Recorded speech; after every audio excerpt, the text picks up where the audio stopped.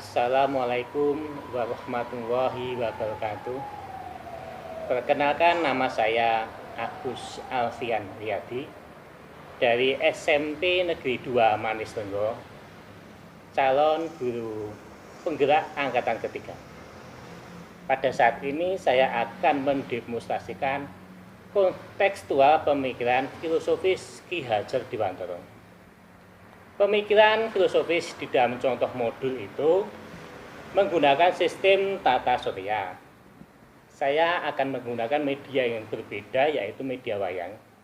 Dikarenakan saya sesuai dengan bidang pelajaran saya bahasa Jawa.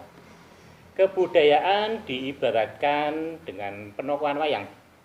Penokohan wayang, jadi setiap tokoh wayang mempunyai watak, sifat, dan karakter yang berbeda-beda, lakonnya sendiri-sendiri. Ini salah satu contoh wayang. Semua tokoh dalam pewayangan tunduk kepada gunungan. Jadi dalam penokohan wayang menika ada gunungan utawa kayon menika pelambangan dari alam semesta. Atau gunungan atau kayon.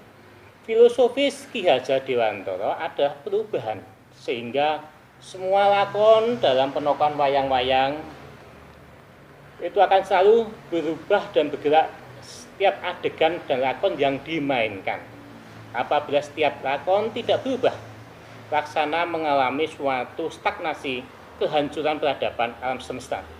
Diibaratkan gunungan akan mengalami gonjang-ganjing. Sehingga pada contoh konseptual demonstrasi Ki Hajar Dewantara ini saya akan mengibaratkan suatu lakon wayang. Contohnya ini. Semua tokoh wayang maupun yang besar maupun yang kecil. Ini Dasamuka. Ini contoh Dasamuka. Dasamuka menika sifat angkara murka. Walaupun mempunyai sifat yang jahat, angkara murka, suka mengadu domba, suka memfitnah. Tapi Dasamuka ini mempunyai sifat tidak pernah putus asa untuk mencapai suatu tujuan. Jadi ini penokohan-penokohan. Kalau di dalam contoh modul itu menggunakan tata surya, saya menggunakan contoh-contoh pewayangan.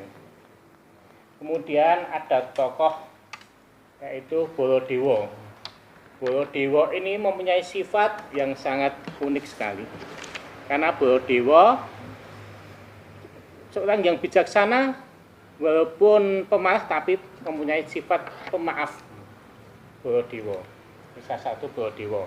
Kemudian ada lagi ya menika Anoman, walaupun bentuknya ini hewan, tetapi jalmo bisa menyerupai sifat manusia, bisa berbicara tetapi mempunyai sifat yang sangat baik sekali, sangat loyal, kemudian berani berkorban untuk kepentingan yang lebih baik ataupun lebih mulia.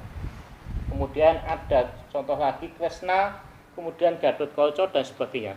Jadi diibaratkan dalam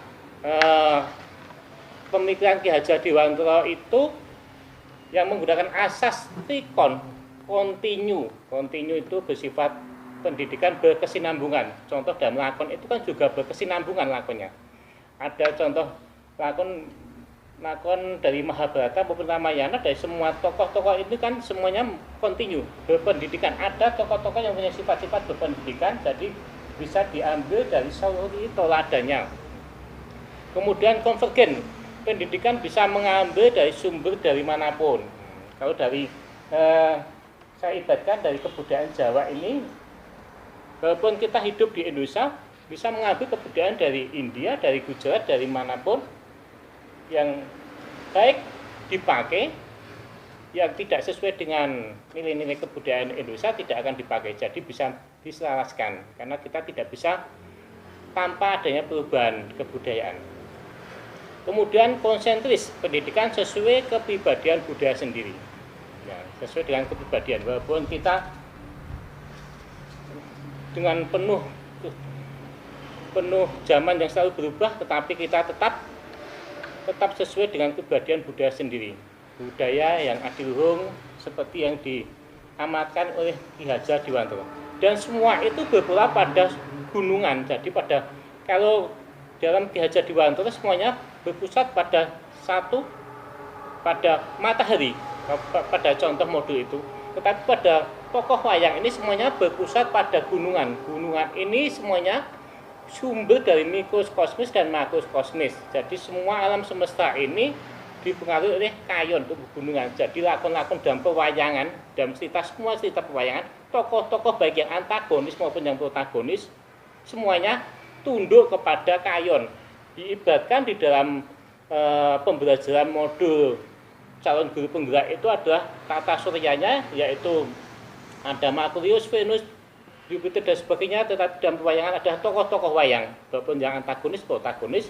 Tetapi untuk mataharinya diibaratkan dengan kayon ataupun gunungan. Gunungan inilah pemilik, semuanya berkeliling pada gunungan. Di dalam kayon ini adalah pembuka dan penutup di dalam suatu lakon. Sama saja dengan pemikiran Ki Hajar Dewantara yang diibaratkan dengan modul, yaitu tata surya. Demikian demonstrasi kontekstual dari saya mengambil contohnya di dalam dunia pewayangan. Bila ada salah, mohon maaf. Wassalamualaikum warahmatullahi wabarakatuh.